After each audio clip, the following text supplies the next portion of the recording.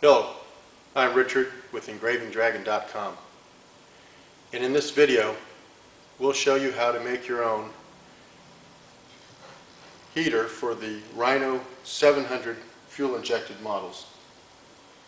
This was first designed and introduced in 2008 after Yamaha made the changes and went from the 660 to the 700. And when they did so, they moved the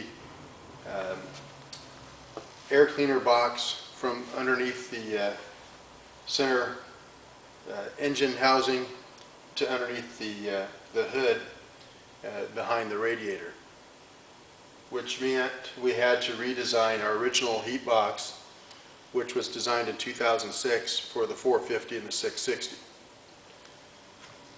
So that's when this model was introduced.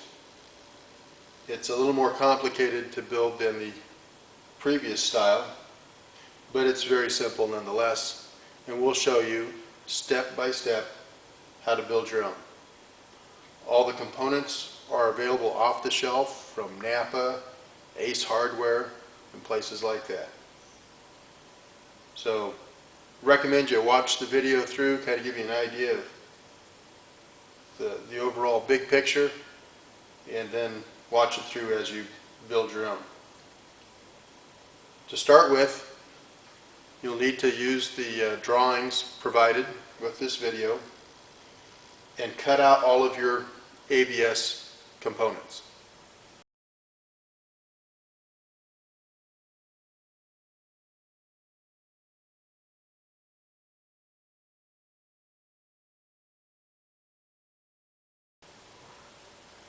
And that's where the rest of this video takes off. So the first thing you want to do when constructing your heater is to cut out all your pieces as per the drawings provided. So we have all of our pieces here. And these are all cut out of 3/16 inch thick ABS. So it's all out of the same material, so you can buy a small piece of it and cut these out. We cut them out on a table saw. You can cut it out however you want.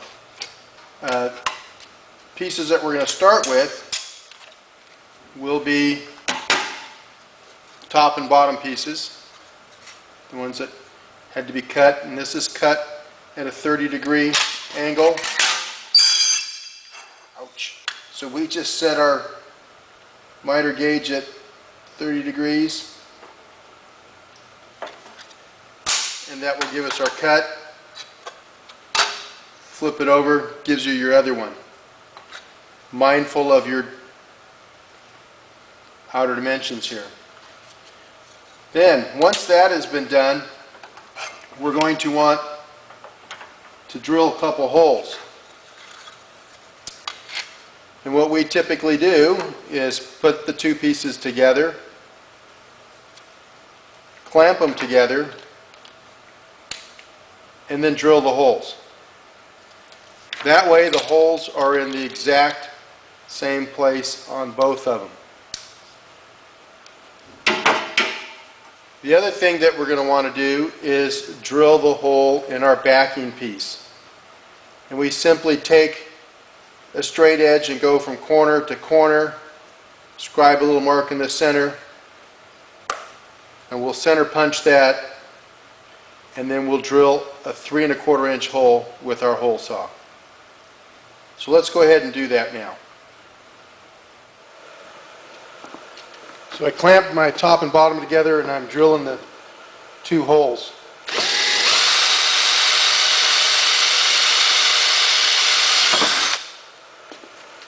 Actually, I would be drilling 4 holes because I'm doing through 2 pieces.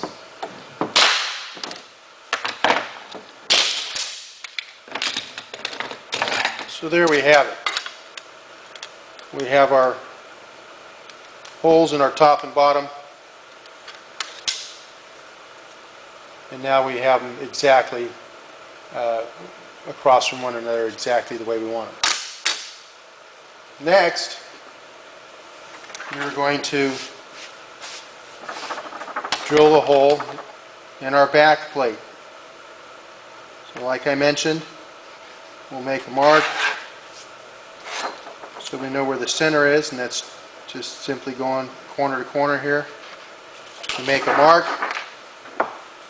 take our center punch,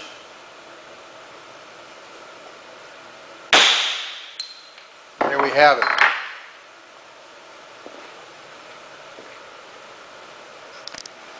So after marking our hole and punching, we're going to take and cut our hole here. I'm going to go slow because it's going to want to grab on this plastic. There we go.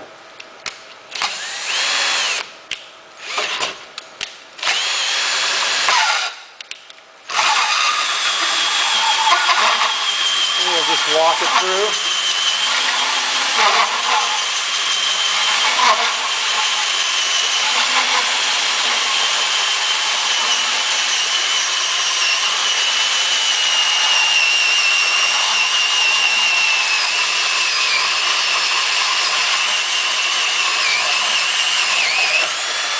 We're doing it slow so we get a nice clean hole. And that's what we want. It doesn't really leave us any edges or anything to have to deal with. We have a nice clean hole. And we'll be coming back to that hole. So next, we're going to take our backing piece and one of the others, either the top or the bottom, and we're going to glue it together. And so you'll see this was not square, so there's one side that matches and one side that doesn't. One's a little shorter. We want the side that matches. Let me show you how we glue this together. Well, next what we're going to want to do is we want to glue these two pieces together. And the way it's going to go is that this is going to go on top. And we want it to be at 90 degrees. And so what we're going to do that, and there's many ways to do it, but what we're going to do, simple one here, is we're going to use the fence on the table saw, and we're going to clamp this piece to it. We're going to put it down on the table surface like that. And then we're going to take this piece, the back piece, and put it up next to it and clamp it in place. So that's how we'll do it. So what we'll do is we'll take some ABS cement,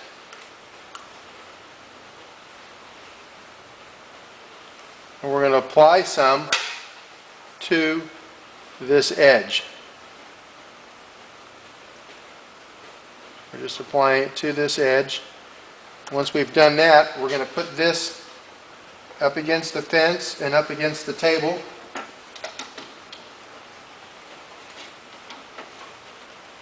Clamp it in place. Then we're going to take and put some ABS cement on this edge of the back so that we'll be mating edges with ABS on them, or cement on them. Like that.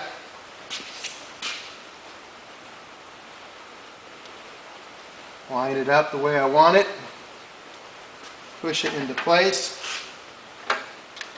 And now I'm going to clamp this one.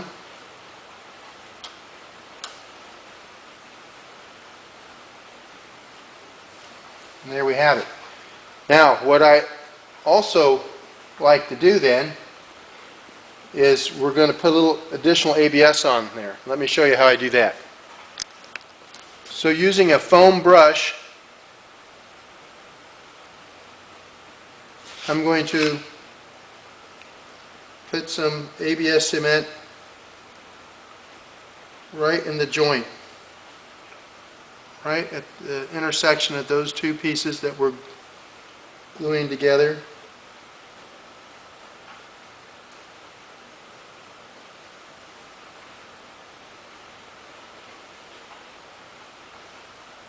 And this will give us a nice good joint then that we'll never worry about.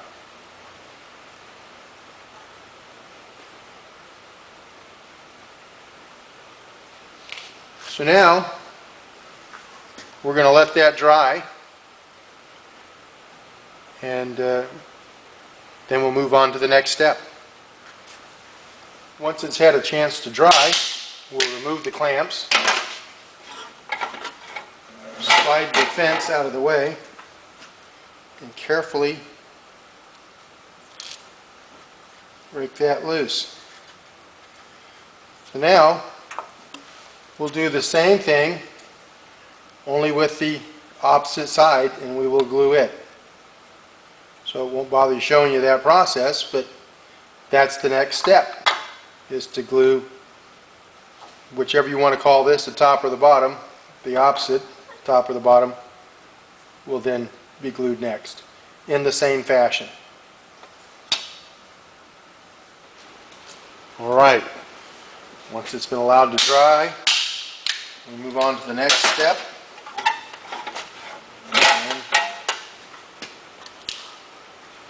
Okay, so the next step is we need to put our vent hose attachment in, and we'll show you how we do that. Alright, what we use is actually a shower drain. It's a 2-inch ABS shower drain, and it's meant for the slip connection, so it's a non-glue connection, but that's the item we use. And what we're going to do is we're going to remove this top piece, which we're not going to use, so we'll just get it out of the way.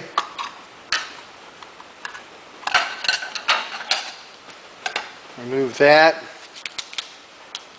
Remove this internal nut. Remove that. We don't need the seal. So this is what we have left. So we're going to remove the nut on this, because we are going to use that. Remove the paper gasket. We're going to leave the rubber gasket in place, and it will go in this direction.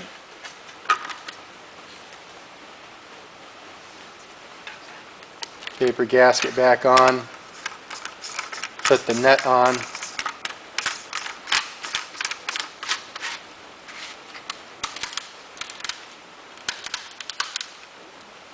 You want to get it nice and tight.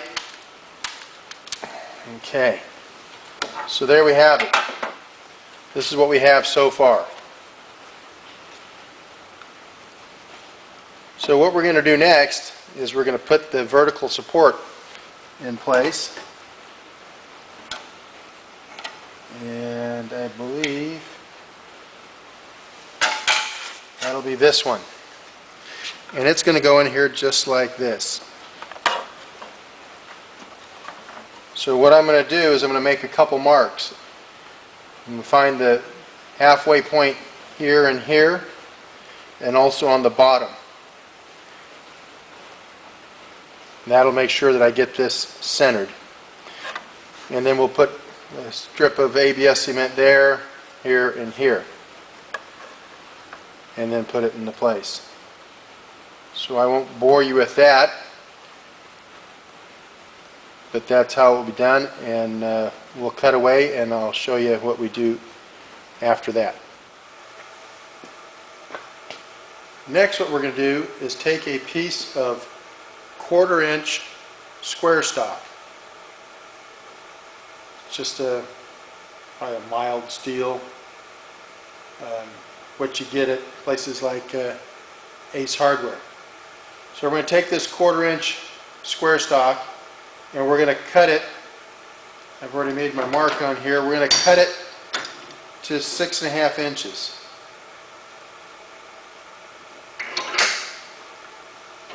And we're going to want 2 of these. So we're going to cut 2 1/4-inch square stock pieces 6.5 inches long. 2 of them. After cutting the 2 6.5 inches, then I always like to clean them up. Using a file, I'll clean it up, and then I'll go around and hit all the edges so there aren't any sharp edges, so that when I'm done it's all nice, smooth, not going to cut you or cut anything. So we'll do that next, and not just on the cut side but on the other side also, so it's nice clean edges. After we've cut and filed our little square stock pieces, lay those out of the way. Next we're going to cut two pieces using 1/8 inch thick, 3/4 inch wide flat stock aluminum. We're going to cut two pieces. We want one that's 1.5 inches long and one that's 3 1/8 inches long. So that was 1/8 inch by 3/4 aluminum flat stock, one piece, 1.5 inches, and one 3 1/8 inches. So we'll cut that right now.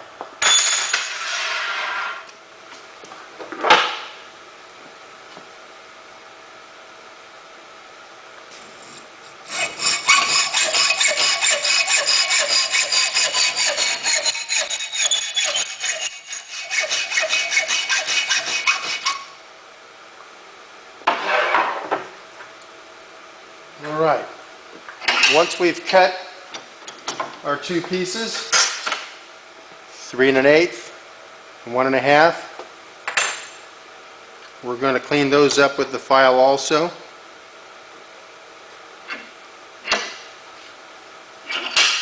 And I'll show you what's next after I do that.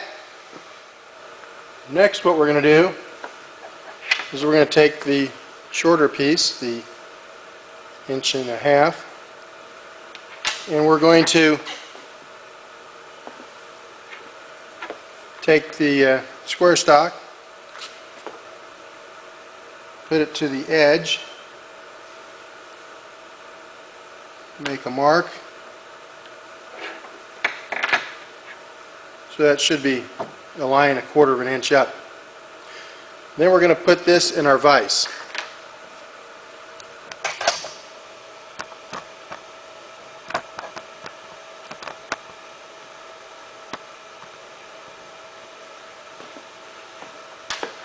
And we'll put this in the vise right to the pencil mark, and then we want to make sure that that is perpendicular to the surface of the vise jaw here.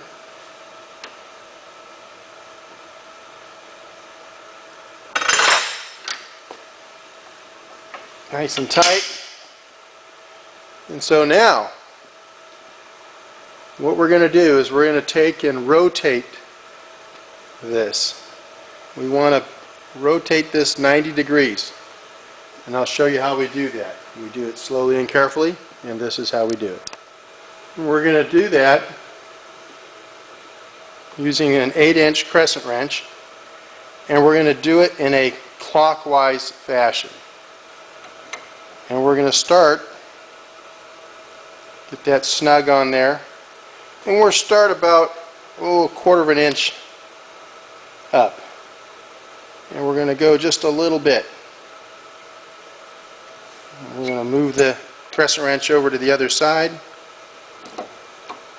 drop it down a little bit, go a little bit, move it over to the other side, and we're keeping this snug, and it will drop down but not all the way down. You'll feel it'll drop down and stop, and that's what we want. And then we're going to move it a little bit, come over here, the other side, move it a little bit, and we're just doing a little bit at a time, and we're progressively going up the stock here.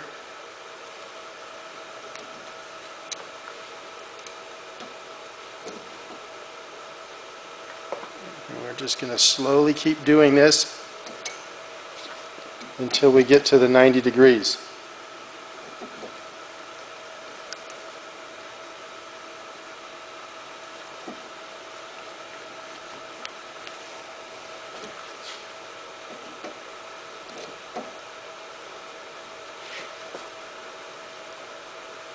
you go too much, it'll cause the aluminum to tear, and we don't want that. So, just a little bit at a time, going back and forth here.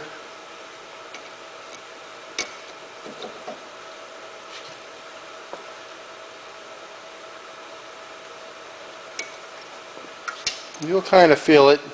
If you tear it, just cut another piece and start over. You'll get the feel. It's not that hard.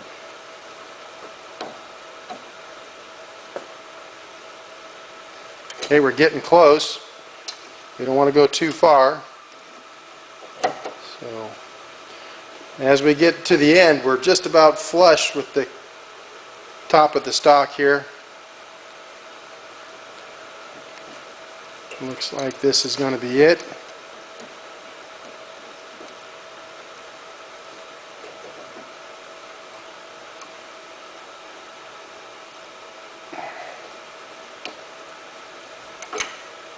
And there you have it, 90 degrees.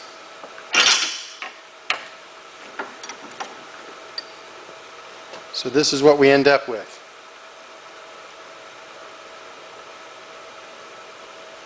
And we'll clean this up later. But now we have, what you'll see in a moment, is that we're going to mount this to that, and it'll be just like that. So anyway, next we're going to do the longer piece. On the longer piece, we're going to make a mark at 1 3/4 inches.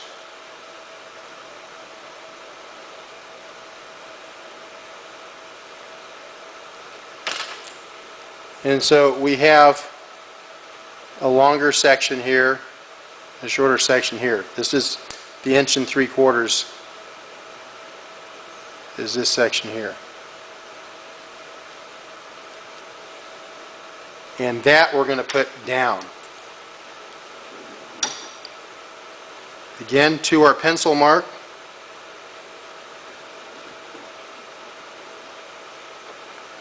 Again, we want to make sure that it's perpendicular to the top of the vise jaws here. Use our square, and we're going to snug it good and tight. And again, we're going to go clockwise, and we're just going to walk it around, go down again, just about 1/4 inch above the height of the jaw for our first grip. And you can see we don't go very far. The first one we probably go the furthest. And we're just going to walk this around, just like we did before. A little bit at a time. Okay, so there we have it. This one's 90 degrees. So when we're finished, what it looks like on this one is we have a longer section in our twist and a flat section in the back here, or the front, however you want to look at it. So that's our two pieces. So let me show you what we're going to do next with these two pieces. Well, next we're going to make some marks so we can drill some holes on our little pieces. And so what we're going to do is we're going to use our square stock as our guide, and we'll put this, the smaller one, our little flat area, the part that was in the vise, we're going to put it right on there, get it nice and perpendicular to our square stock, and then I'm going to put a couple little marks that would be in the center of that square stock.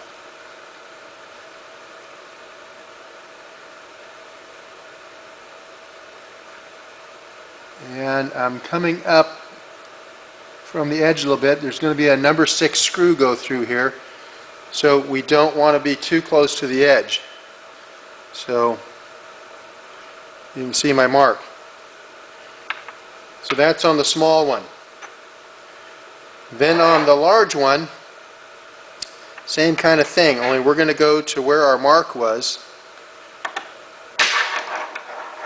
So where our mark was, on there you can feel it where it was in the vise. And again, I'm going to make my pencil marks.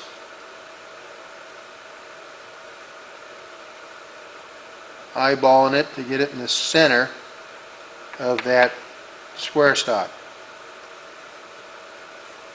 Okay, now I have my two marks.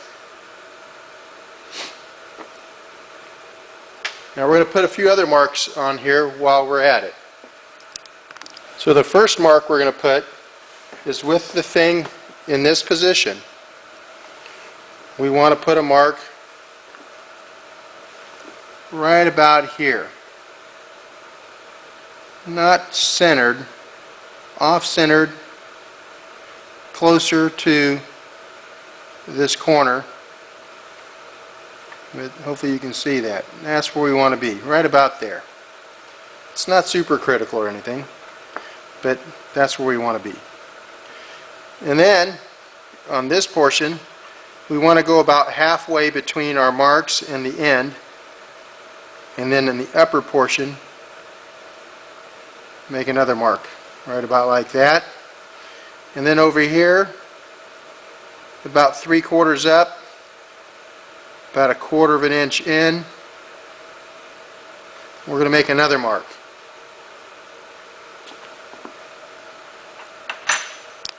And then on our small piece, here's our two little marks.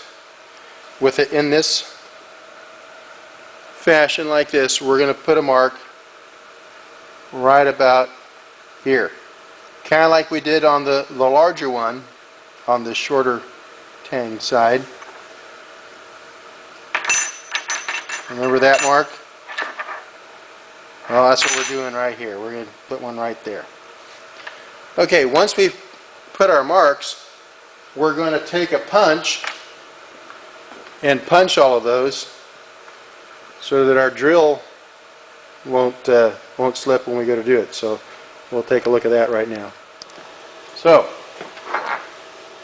we're going to take and put our punch on the center of our marks.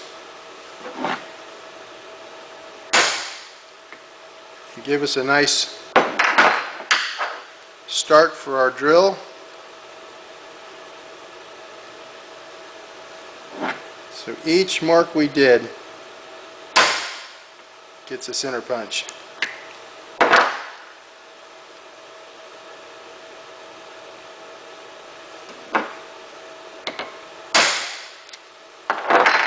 we'll do that on the large one also. Once all of our marks are punched, we're then going to go over to the drill press and we're going to drill each one of these with a 9/64 drill bit. 9/64. Alright, so here we are at the drill press, our 9/64 drill bit. Piece of scrap here, wood that we're going to use as a backing, and we're going to go and drill out each one of these holes slowly and carefully.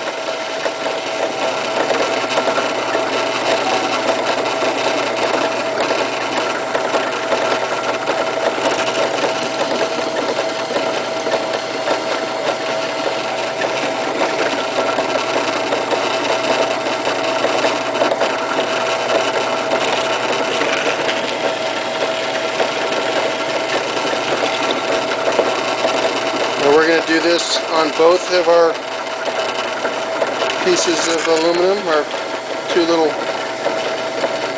levers here. Remember this one.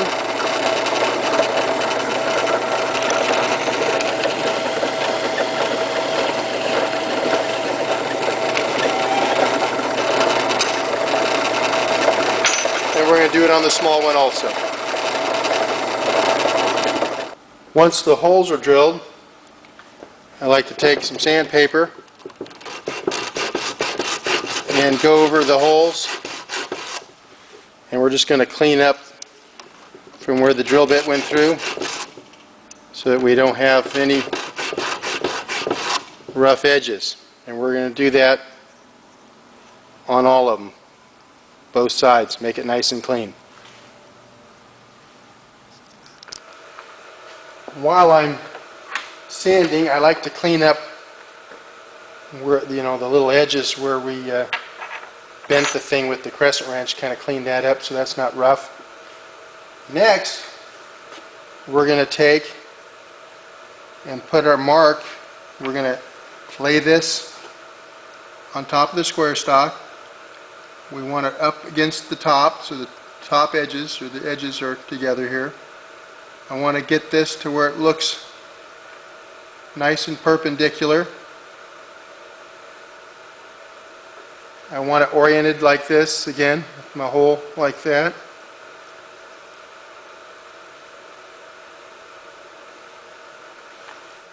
And then I'm going to make a couple of marks.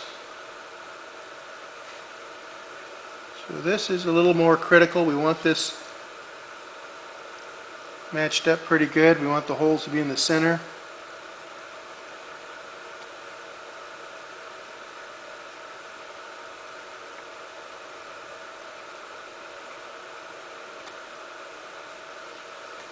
Okay, there's the marks. And I'm going to make a mark on this, about the center of it here.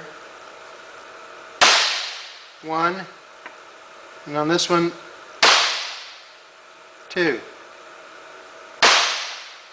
That way I know which one goes to which. The one with the one mark will be for the short one.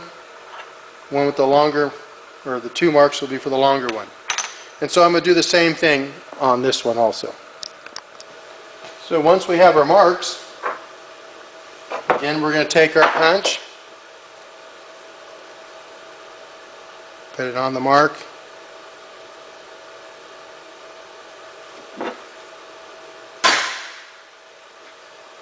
give it a good whack. And we're going to do that for all of these, all four holes, all four marks.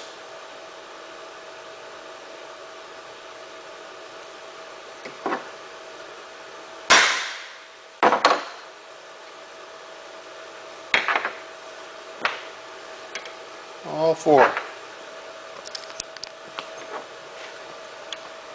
Okay, once we have our holes punched, we're now going to go back over to the drill press and we're going to drill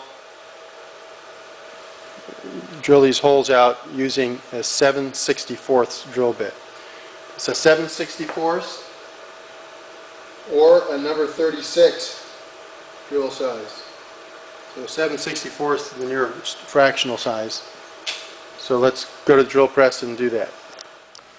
So now we're going to drill 4 holes using our 7/64 bit.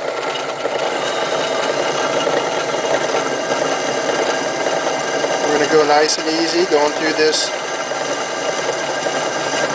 square stock.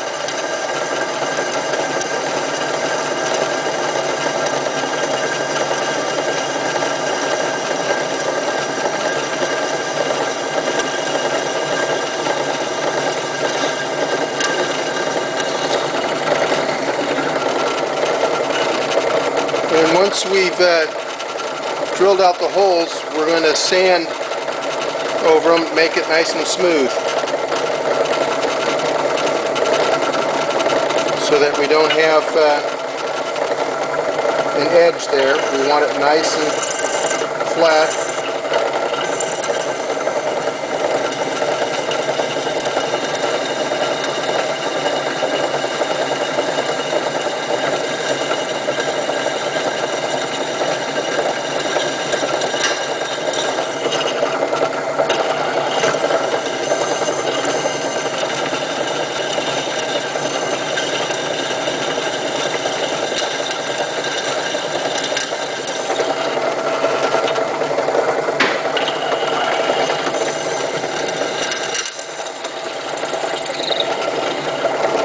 easy one. And so we'll do the other two also. So after we've drilled our 4 holes, we'll put this in the vise. Hold it. And what we're going to do is we're going to tap this for a number 632 screw. And so we'll take our tap. Now this is a fairly deep hole, so you're going to have to go nice and easy. Getting it started is important. I want to get it started nice and straight.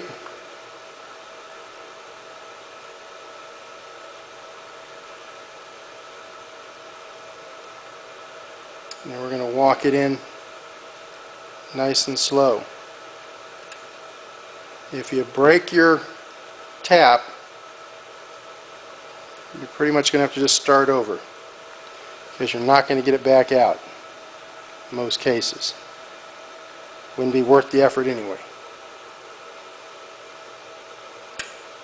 Some of these go easy, some of them are a little tricky. And this was kind of crunchy sounding when we were drilling through it, so it's going to be a tricky one, so I'm going to have to go real slow. So anyway, we're going to do this 4 times to start, and then we're going to do another 4 times after that. But just a little bit at a time here. Make sure I don't have any buildup in here to cause me problems. A little oil will help.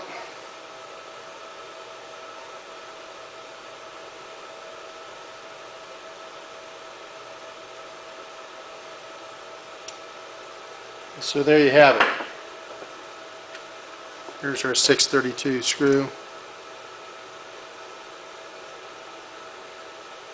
It threads in there nice.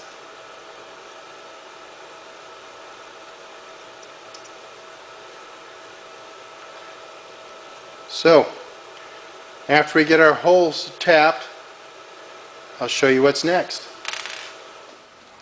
Alright, you remember where we last left off on our air box was that we put our vertical support in place, glued that in.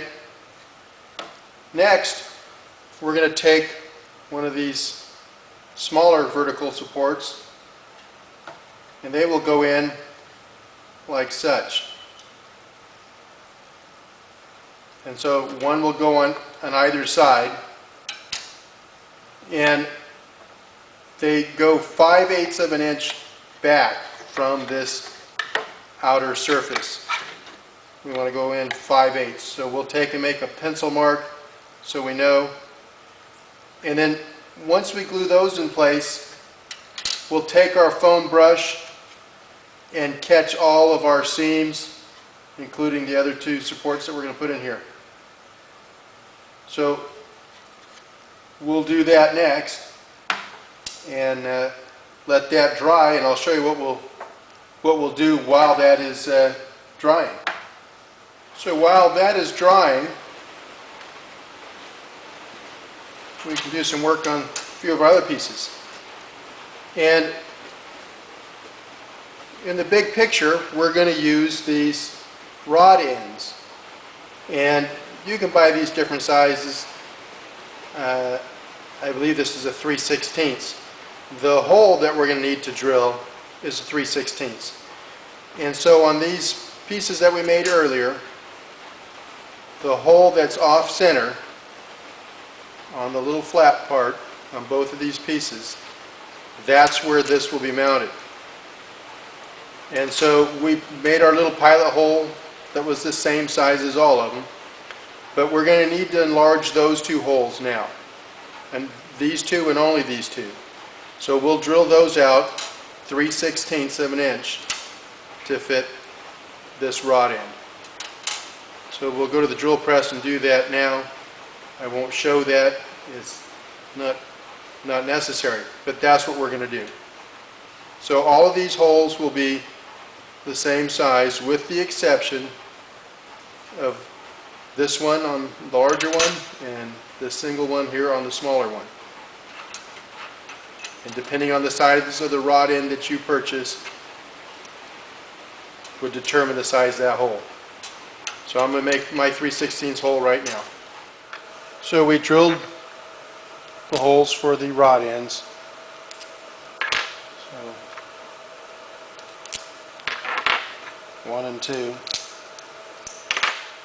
Next, we're going to take the flaps and we're going to draw a line 1/4 of an inch from the one edge. And since this is 1/4 inch stock, I can use it as a straight edge to do that.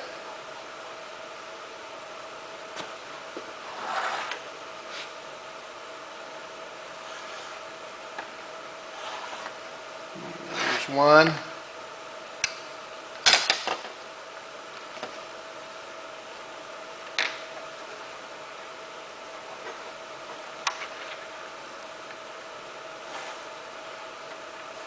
There's 2. Then I'm going to come in 3/4 of an inch from each edge, and I'll use this because it's 3/4 of an inch. Make a mark. Make a mark. Same on this one.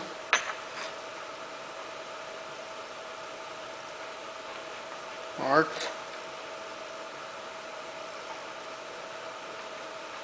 Mark. And then I'm going to punch each of those.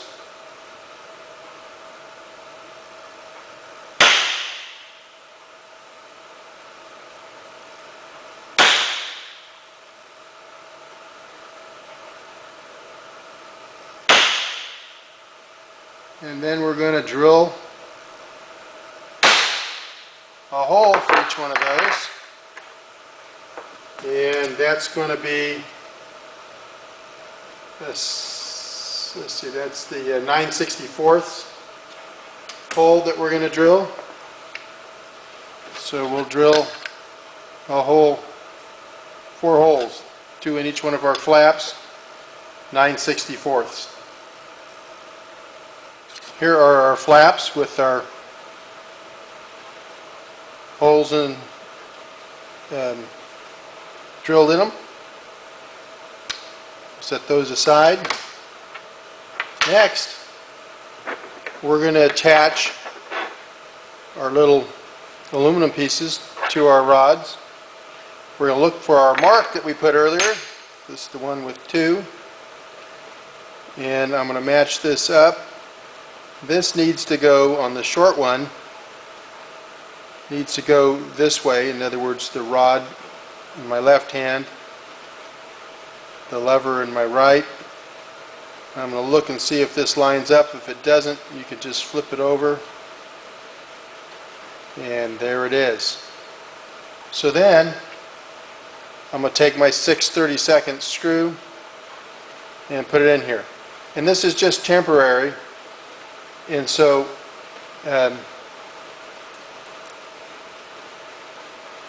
we're not going to use any washers or anything else, but we're just going to attach these temporarily for our next step. So I'm going to go grab some more screws. Anyway, so that's what we're going to do. Now on this one, it's going to go this way, just the opposite. So square stock in my right hand, the lever in my left. Going to make sure that that lines up so that this is just the way I want it. There it is. And so we'll put our screws in to hold each of those. Alright, so this is what they look like completed. The screws that we're using on this project are a 6/32 1/2 inch. 632, number 6 screw, 32 thread, 1/2 inch length. So we've got those attached now. And so we're going to go install these in the air box, and that will then set up our alignment for where we will be mounting the flaps to this, and we'll be making a mark onto the rod. So let's grab our air box. All right, the other thing I'd like to mention is this is a 632 1/2 inch screw, and they're stainless steel. We're going to be using these washers, 4 of them. They're stainless steel also. So this is a 5/16 stainless steel washer, and it will allow our rod, our 1/4 inch rod, to fit through it. Now, here's our air box, almost complete, missing the mounting portion, which we'll get to here in a moment. Trying to do this so that as things are drying, we're able to do other steps. So how this goes is the longer lever will go on the right side if I have the box configured like this, the vent facing back. The short one will go on the left side. So I'm simply dropping it down through the hole with the washer at the bottom here.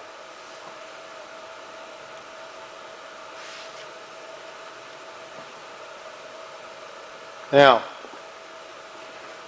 what we want to do is, with this in this position, I'm going to put the flap against my rod, or my square stock, and it's going to fit just like that. It's going to just kind of come up against the edge there, against the rod, and we want the flap and this in line with one another. Okay, and then we're going to take our pencil and make some marks. So remember, this is got to be flush with the bottom here, so make sure that's all the way through. And then holding it against the rod here, or that square stock, I keep calling it a rod. And then I'm going to make some marks.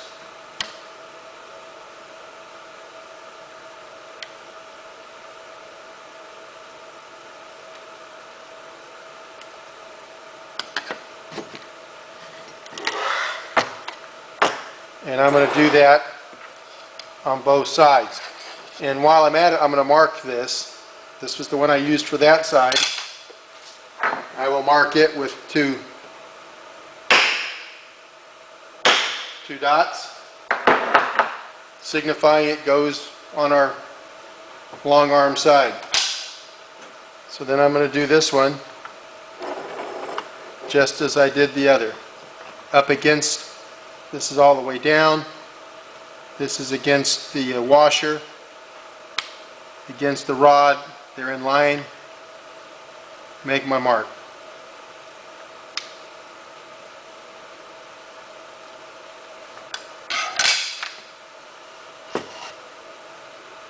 Once my marks are on there, again, we'll take our punch and hammer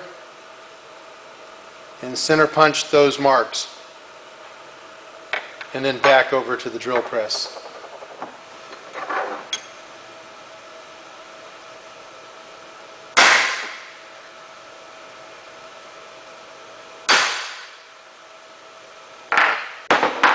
So you can see I removed the levers off of the square stock, so not in the way while I'm doing my drilling and so forth. And so next we'll drill and tap these holes also, just like we did for the levers. So we'll drill our pilot hole, and then we'll tap these holes to accept our 632 screws. The next thing to be done on our airbox is our mounting tang, and it will go on top just like this, out on this edge.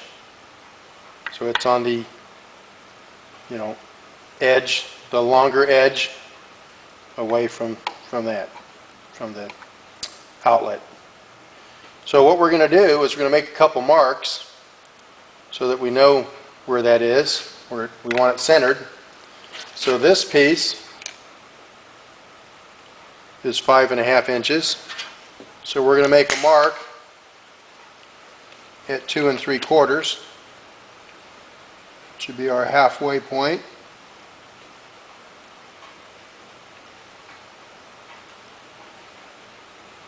So there's 2 3/4. And then we're going to make a mark on here halfway. This is 9 inches. So half of that would be 4.5.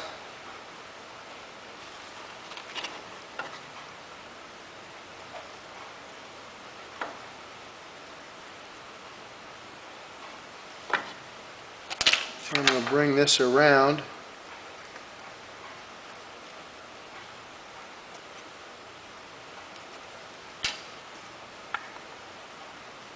So I can see it on both sides.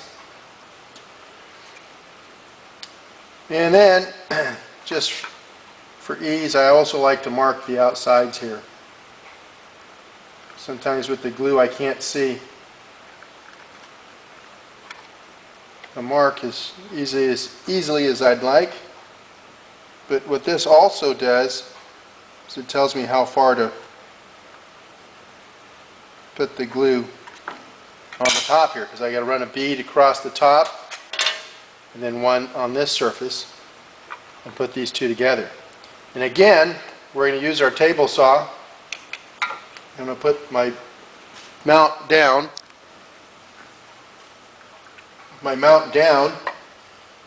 Then I will line up airbox to my marks, and that will make sure that that's perpendicular to one another. And I will take a piece of wood and push up against here to hold that tight against it until it dries. So that's what I'm going to do next. Also, at the same time I'm doing that, I'm going to take my foam brush and clean up these edges. And I'll show you that in a moment also.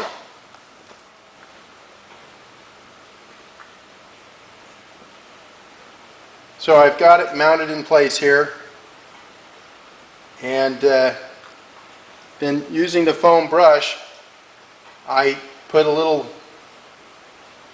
ABS cement across the seam, and where there was a little bit of glue residue from being against the table when we glued that together.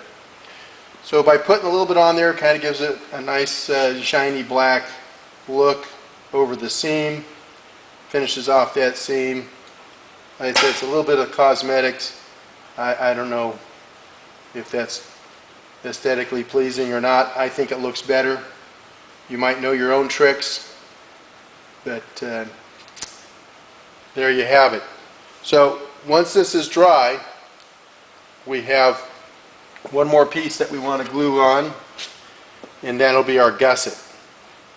And this, basically what it is when we did our top and bottom piece, it was what we cut out. So you can see, this is a piece that was cut out. Excuse me. And so we're going to glue that gusset on next after this dries. Okay, we've now glued our mounting piece onto our heat box. And next we want to put the gusset on there, which will go like so. And so we're going to need to mark center. And so again, it's 5.5 inches wide, so I'll make a mark at 2 3/4.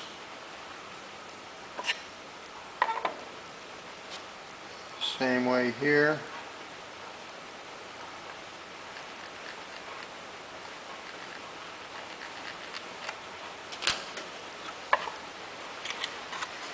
And so that's where we'll glue this in place.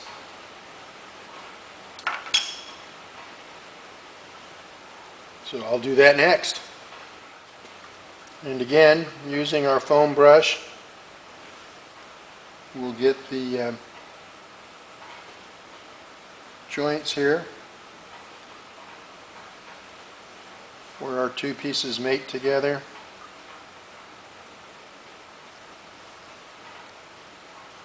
Just lay a bead right in that intersection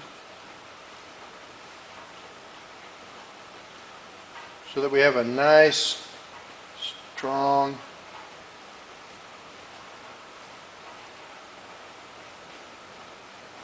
glued together box here. Now this is going to go, under the front of the Rhino. Not really ever going to be seen, so cosmetics isn't all that important.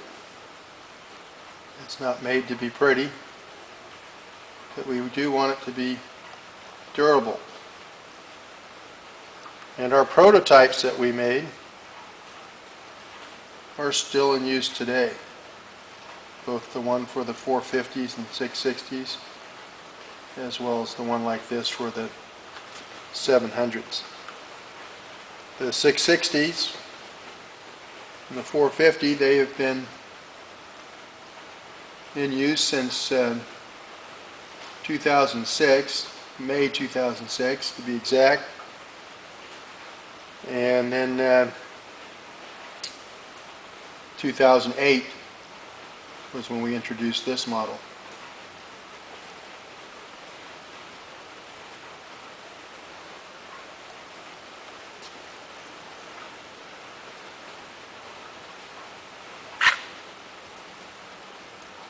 So anyway, we'll just finish doing the joints on the gusset here and our mounting plate, and then we'll move on to mounting the hardware. Here's something else you can do, is you can just take a buffing wheel and then buff out these aluminum pieces, and they'll look a little better, but again, cosmetics isn't important on this item, as it's going to be under the hood of the Rhino, but just a suggestion you might want to think about. So now we're kind of getting ready for the final assembly. We have our heat box assembled. We've got the outlet on there. We've got our supports, our mounting piece, our gusset. So now what we want to do is put our levers back together, and remember our markings. So we put them on the correct way. The difference this time in putting them on, we're going to use a little stainless steel lock washer, which I'm putting on my screws right now. And then, in addition to using the lock washer, we're going to use some thread locker also. And the reason for that is this is basically permanent. We're not wanting this to ever loosen up or come apart. And so this will kind of guarantee that. And so this goes this way.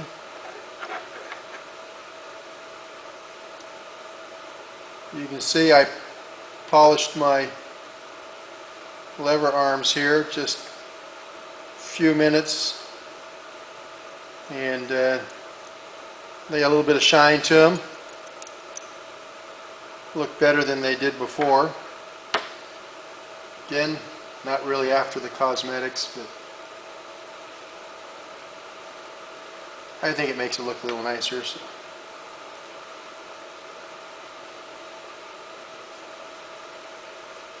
So our 632 screws with the lock washer and the thread locker, and we'll just snug those real good, and there we have one. And we'll do the same thing to the other. Now we have our lever arms ready to go, and so the long one will go on the right side if our box is facing like this. We want to stick our washers on here. There's one that goes top and bottom, so put those both into place, and then we're going to put our flap on. Spread out these washers here, and we're going to take the flap with the two marks, the long arm one, and it's going to go just like this.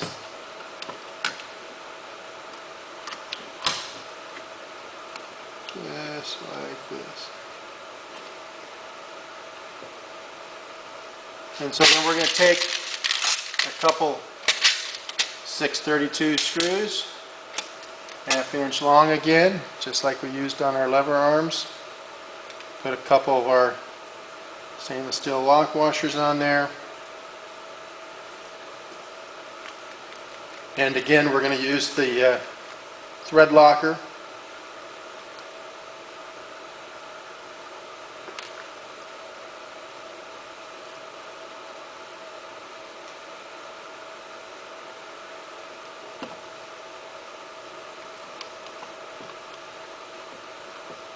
Find that hole. There we go. Thread that down. Do the other one. A little carried away there.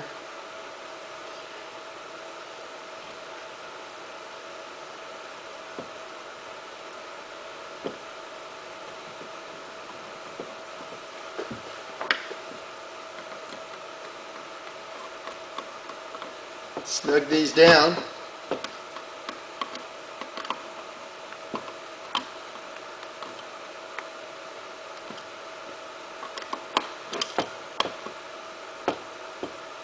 There we go. Nice and tight.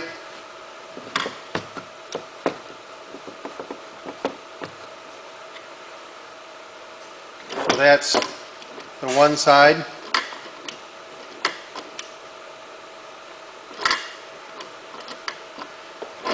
Now we'll do the other side the same way. So now, after our flaps are in place,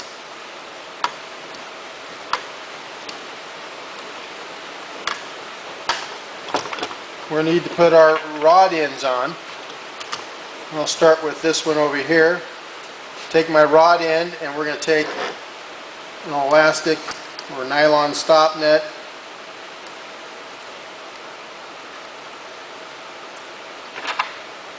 And we're going to simply lock this in place. And we'll do the same thing for the other side.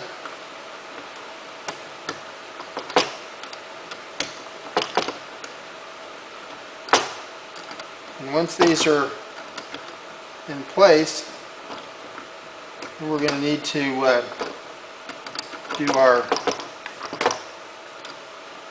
rod, and we'll need to measure and cut our rod, which goes between the two rod ends, which will cause the two flaps to activate together at the same time.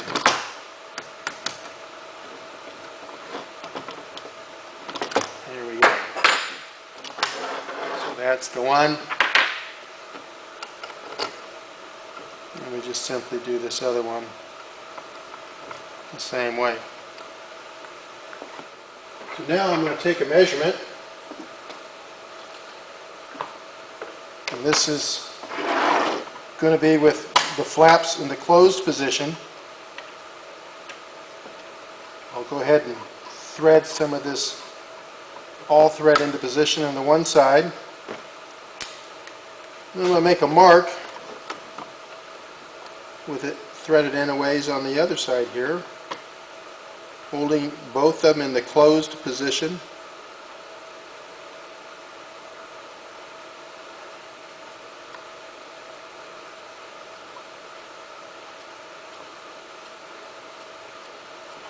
There we go. So now we'll cut this to length. Won't show that on camera.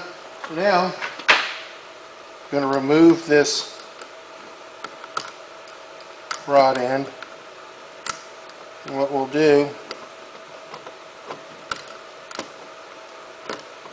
is, once that's been removed, we'll thread it onto this threaded rod.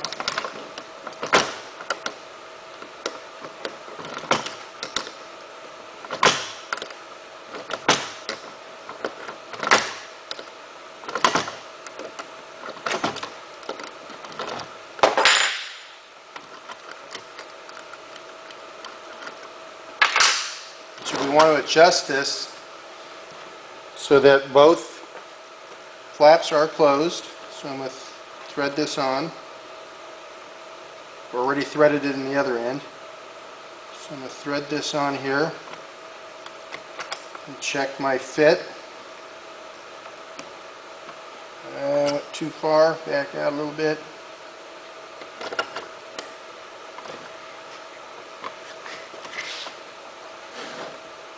Check my fit.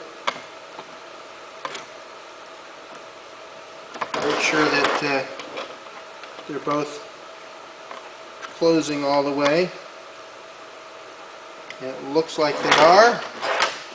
So we'll put the nut back on. And we'll show you what we do next. So basically our heat box is completed as far as working fashion. We operate this one lever, and it opens and closes our flaps, which is what this is all about. When the flaps are closed, the heat coming through the radiator simply flows right past our heat box. When it's on, it captures some of that air, and that is diverted through our heat box. Now, we're going to take a spring so that this closes. When we push our cable in, we want this thing to close. And so we're going to take and thread our spring through there. So the spring's going through that center top hole. And then we're going to bring it over to the edge here and catch this edge. we now have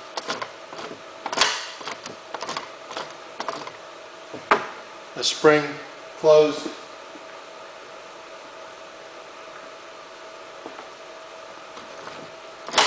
flaps, and so we'll just bend this down here so that it's out of the way.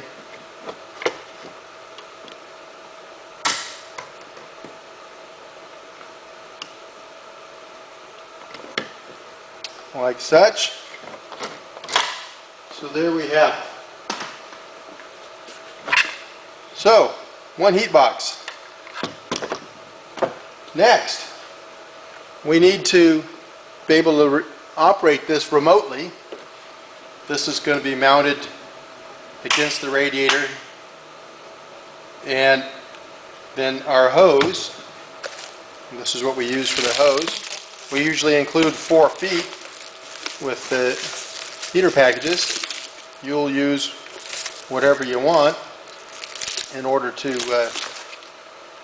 go the distance that you require.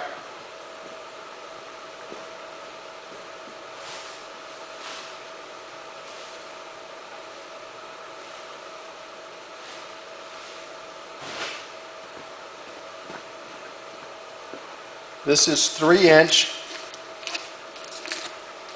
kind of metallic hose. It's most commonly used for bathroom vents, and so you can buy this off the shelf. It simply then would fit on here.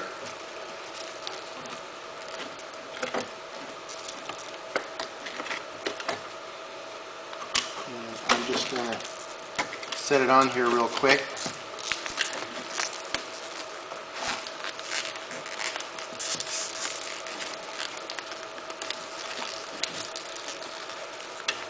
But you basically can just thread it on.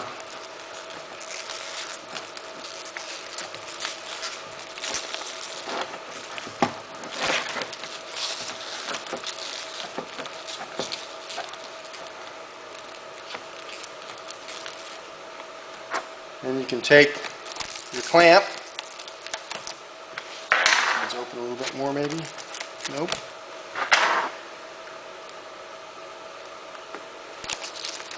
Anyway, we take our clamp and attach the clamp. So now we have our hose attached, our heat box working with the spring. But there are a few things remaining, and those are the cable, for one.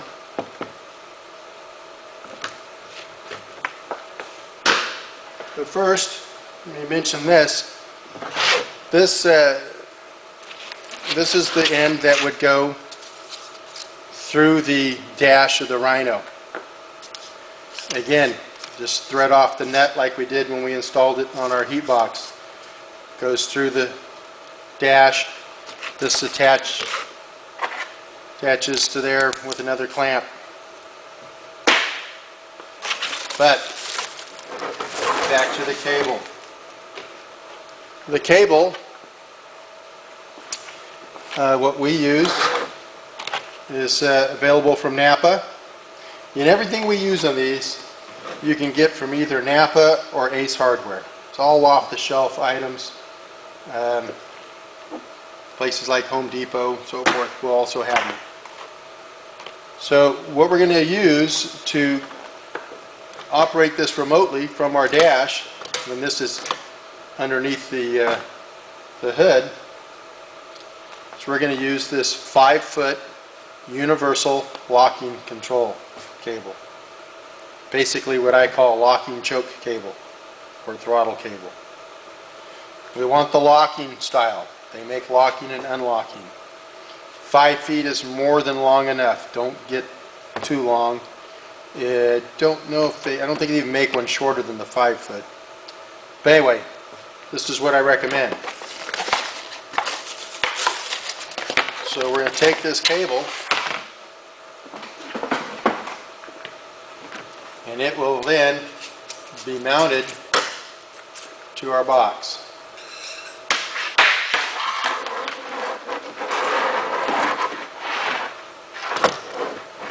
And so it will go through that hole,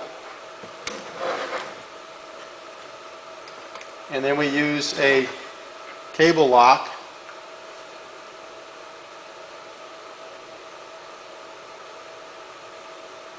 to lock on the cable once it's installed through the dash and so forth.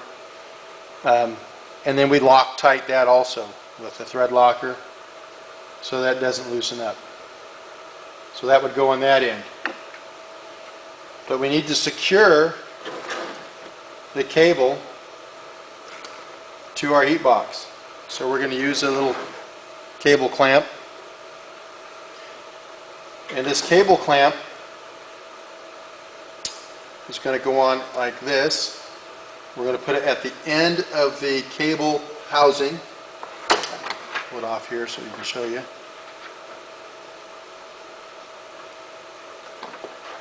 And you can see our hole is up a ways, and that's for a reason. We're going to put a block on this. We want this to be blocked up.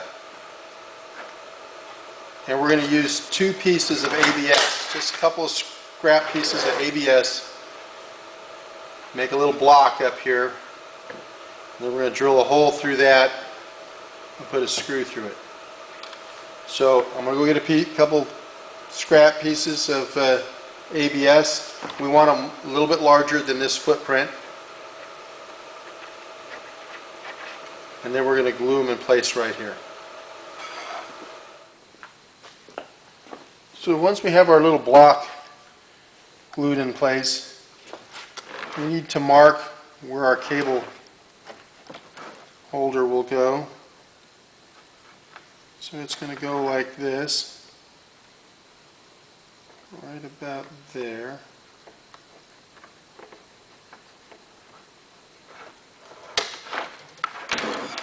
So then I'm going to use a number 10 screw with a taper so that I can recess it into this so that we have clearance for our flap. So I'm going to drill that hole right now. The size of hole I want to drill for that number 10 screw is a 3/16.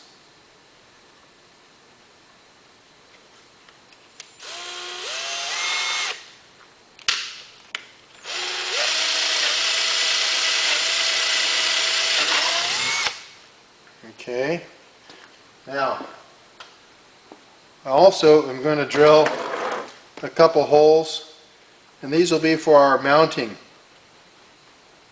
They're going to be 3/16 also, and I'm just eyeballing it right about there. There's one.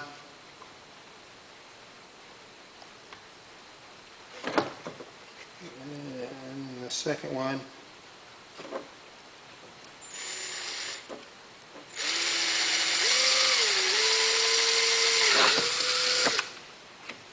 So there's our 2 mounting holes, and we'll simply use a couple of self-tapping screws that will then go through here and hold this to the radiator core support.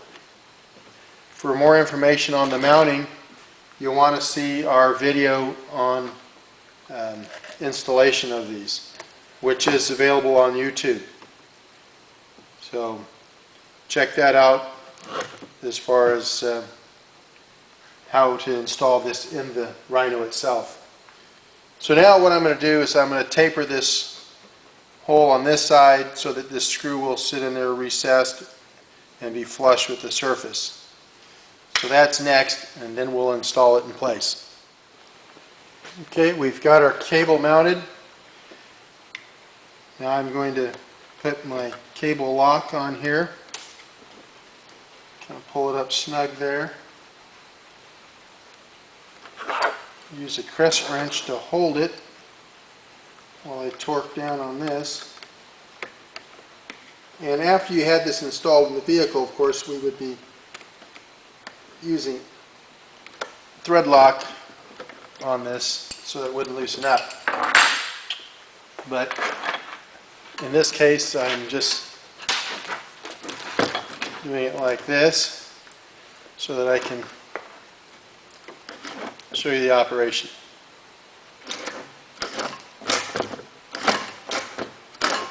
So lock, just give it a twist and lock. Heat is on, push it in, heat is off, on, off. And so very simple.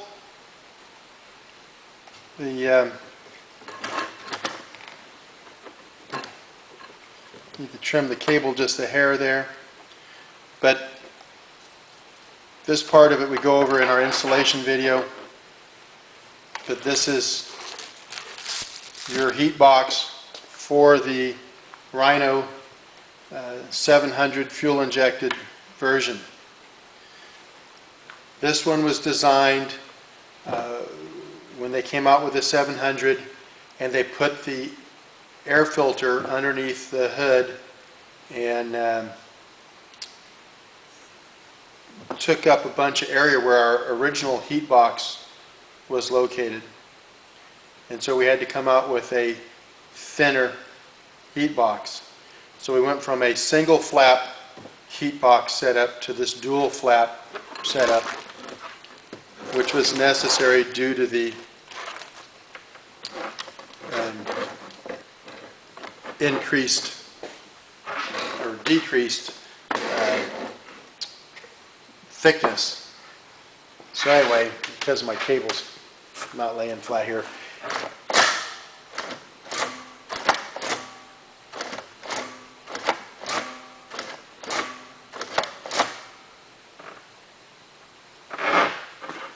So anyway, that's all there is to it. You can build your own in just a few hours. You know, glue drying time will take you longer because of the drying time, but beyond that, there really isn't that much to it. You have a few components, like I said, that you can buy off the shelf. Your ABS, your shower drains, your bathroom vent hose, hose clamps, spring, some all thread, your rod ends, square stock, flat stock aluminum. See, with a little bit of polishing, it looks a little nicer than it did originally. Very simple, but yet works extremely well. We've sold these all over North America, and there's hundreds of them out there being used, and we've never had a single return or dissatisfied customer. So now you have the ability to build your own. If you have any questions, comments, email us at customengraver@yahoo.com.